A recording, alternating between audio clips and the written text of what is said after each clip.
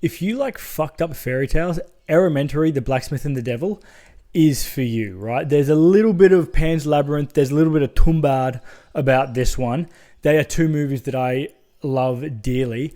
This is a Basque folk horror. I've never seen a Basque folk horror. This is my first one. I've never seen a Basque horror. This was really interesting. This felt like I was watching a play or being told a story. Like, that's how it felt at certain parts of this movie. There's some pretty disturbing scenes. There's some A+ costume design. There's some really interesting lore that I did not know about, but now do because of this movie.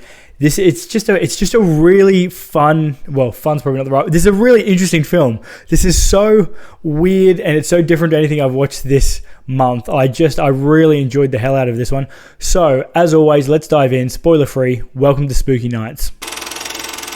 Set in the 1800s amongst the First Carlist War, this movie follows a blacksmith named Paxi who escapes a government-ordered firing squad and manages to basically kill all of them during his escape. This leads him to become the focus of a lot of local superstition and rumor that he is in fact the devil, right? Almost a decade later, Pakshi is living as a recluse. He's got his own like homemade fortress, complete with booby traps and like a shit ton of like "go the fuck away" signs. And everyone's sort of scared of him. They've nicknamed him the Hammer. They say no one should go up there. He's going to murder anyone who goes in there. Unfortunately, one day, a little girl who is an orphan in the village, Usu, she is bullied relentlessly just because she's an orphan. It's awful, I know, but that's what happens. And she is forced to go into his anvil to try and retrieve her toy. When she gets in there, however, she realizes that there are things in there beyond her wildest imaginings, and that's where this movie sort of kicks off. This movie plays a lot with mythology and superstitions, and I really love that aspect of it. Director Paul Erkjo Aljo, I don't know if that's how you say it, I'm sorry, but I'm trying. He makes you feel, he gives you the vibe that the Hammer is actually just a guy and that these village people are superstitious idiots. But then he subverts that narrative really deftly in a way that I did not expect.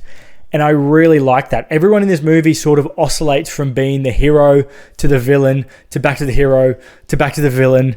So what you're left with is this really complex world full of greys. They could have easily gone down the road of Fairytale where it's like a good guy duking it out with a bad guy, but they didn't. This feels a bit like a Witcher 3 quest, you know? If Geralt had showed up at any point in this, I would have been like, yeah, this tracks. It's that sort of vibe. Everyone has been touched by life's complexities and everyone has had to make difficult decisions. And this movie is basically examining those decisions.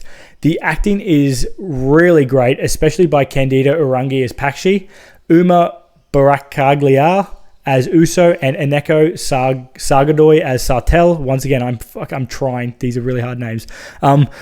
Those three share a lot of screen time, and the time in which they are interacting are the best bits in this movie. Because something awful is usually happening, but it has this weirdly comedic tone, right? Like, usually you're like, Jesus, this is fucked up. But you're like, this is also kind of funny, and there's bonding going on, and it's really weird.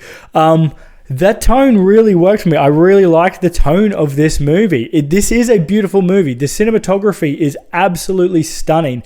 The sets are absolutely on point. The costume design is like, I don't know how much budget they had, but they kind of had a lot. But this looks immaculate. You feel like you were in 19th century Spain. It's really amazing.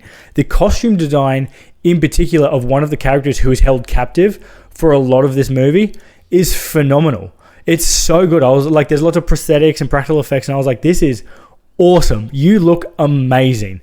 And like I said, this feels like a play. This almost feels like a theater play more than it does a movie, or it feels like I just got to sit there and be read a storybook for 90 minutes. It's really, it captures the fairy tale fantasy vibe really, really well.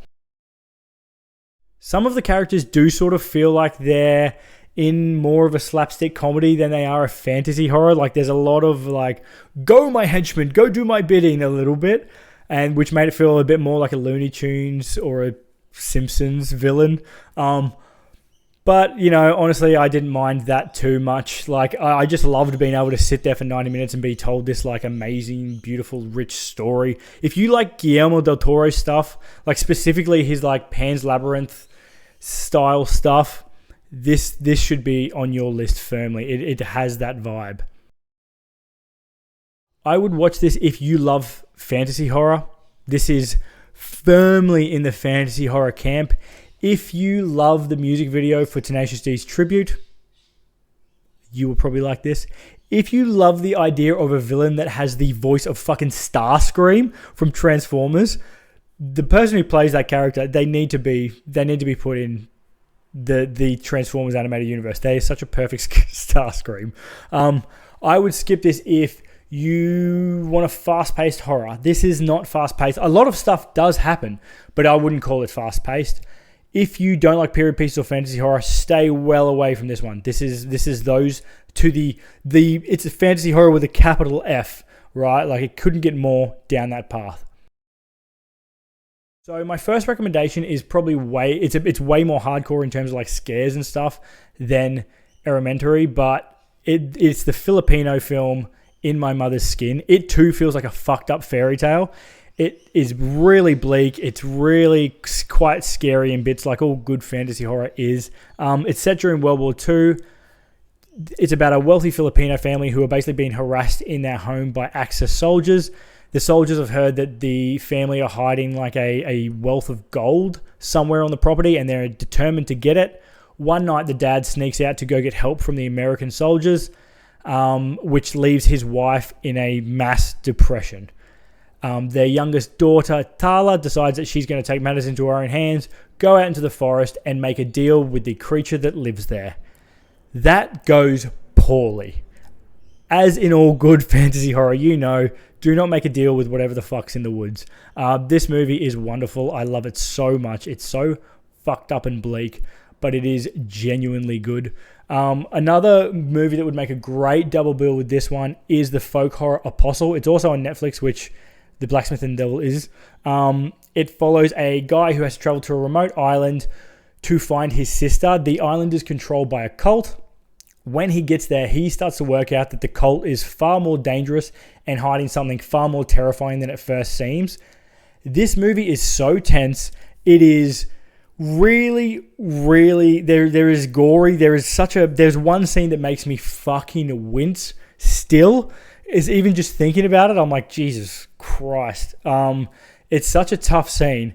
But if you like folk horror and you don't mind a bit of gore, I highly recommend Apostle. It's slept on. It is so good and it's highly accessible on Netflix. I love it.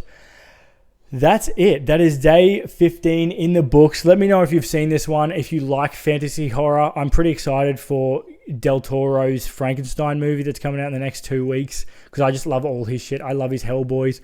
I love his Orphanage. I love Pan's Labyrinth and Shape of Water. I love all of it. I just love that man. Cabinet of Curiosities. So I'm pretty excited for that. Hopefully I'll see you tomorrow for another review. Peace.